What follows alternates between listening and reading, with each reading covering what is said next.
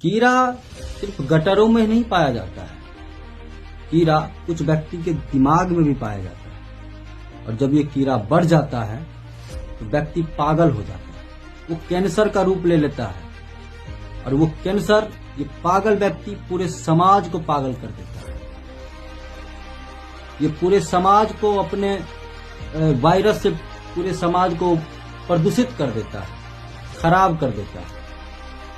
ऐसे ही एक अधिकारी हैं आईएएस संतोष वर्मा, जो बड़े पद, बड़े कुर्सी और बड़े वर्दी का रौब दिखाते हैं और अपनी जुबान से सिर्फ गंदी बातें ही निकालते हैं। अपने जुबान से सिर्फ जहर ही निकालते हैं। अपने जुबान से सिर्फ महिलाओं को गाली ही देते हैं। जी, महिलाओं को गाली देते हैं।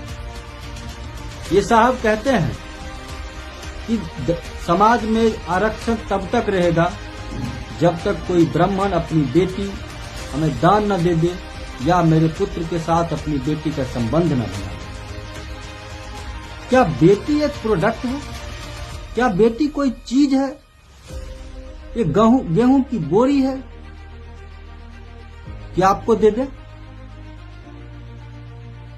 क्या समाज में तभी समन्वय स्थापित हो सकता है कि कोई बेटी आपको दे? क्या समाज का तभी उत्थान हो सकता है? ये आईएएस अधिकारी की सोच, गंदी सोच को दर्शाता है। और साहब की सोच गंदी ही नहीं है, साहब ने दलित सुधार के लिए ये बातें सिर्फ एक बार नहीं बोली हैं। साहब का चरित्र ही ऐसा है। साहब के चरित्र पे इतने दाग हैं, इतने कलंक हैं कि साहब का वो व्यक्तित्व को दर्शाता है। साहब का व्यक्तित्व ही ऐसा है।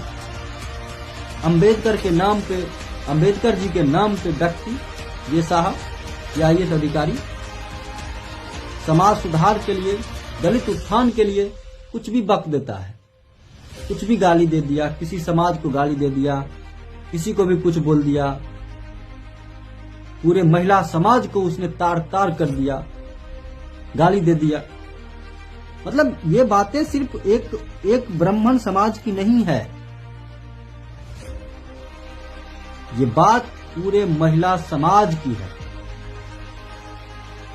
साहब की बात बताता हूं। साहब एक आईएएस अधिकारी हैं, मध्य प्रदेश में भी वर्तमान में। साहब ने महिलाओं के साथ क्या क्या किया है, एक एक करके मैं आपको बताता हूं। साहब ने अपनी नौकरानी को नहीं छोड़ा, नौकरानी से शादी रचाया। कुछ दिन तो रहे शादी में, उसके बाद गुपचुप निकल गए। जब मुकदमा दायर होता है, साहब सॉरी बोल के निकल जाते हैं और पहचानने से भी इनकार कर देते हैं। ऐसे ही साहब ने ग्वालियर में भी, साहब ने इंदौर में भी किया है। साहब ने ये चीजें इंदौर में भी किया है। लिविंग में रहते हैं,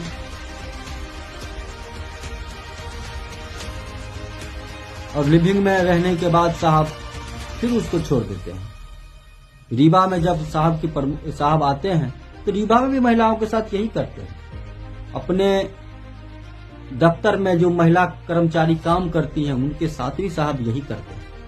अपने शोषण का शिकार बनाते हैं, ठरक का शिकार बनाते हैं, महिलाओं को सिर्फ ठरक की दृष्टि से देखते हैं। मैं आपसे ये बात पूछना चाहूंगा कि क्या ऐसा व्यक्ति आपके जिला में आता है, क्या उसके दफ्तर में किसी कार्य की दृष्टि से अपनी बेटी को, अपनी बहन को उस ऐसे व्यक्ति के दफ्तर में भेजना पसंद करेंगे? बिल्कुल नहीं करेंगे, क्योंकि ये व्यक्ति महिलाओं को सिर्फ फर्क के दृष्टिकोण से देखता है, ये सामाजिक न्याय के दृष्टिकोण से नहीं देखता है।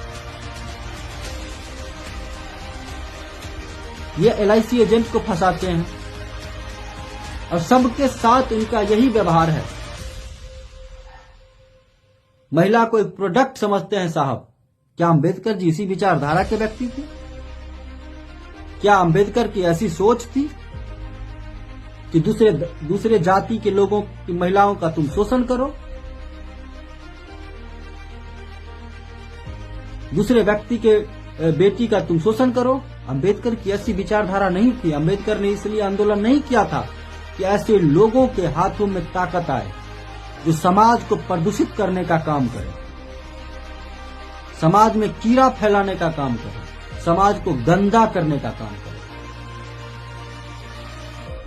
ये आईएएस अधिकारी, ये संतोष वर्मा जी समाज को सिर्फ गंदा करने का काम करते हैं और कुछ नहीं करते। एक आईएएस के हाथ में पूरे जिले का कमान होता है।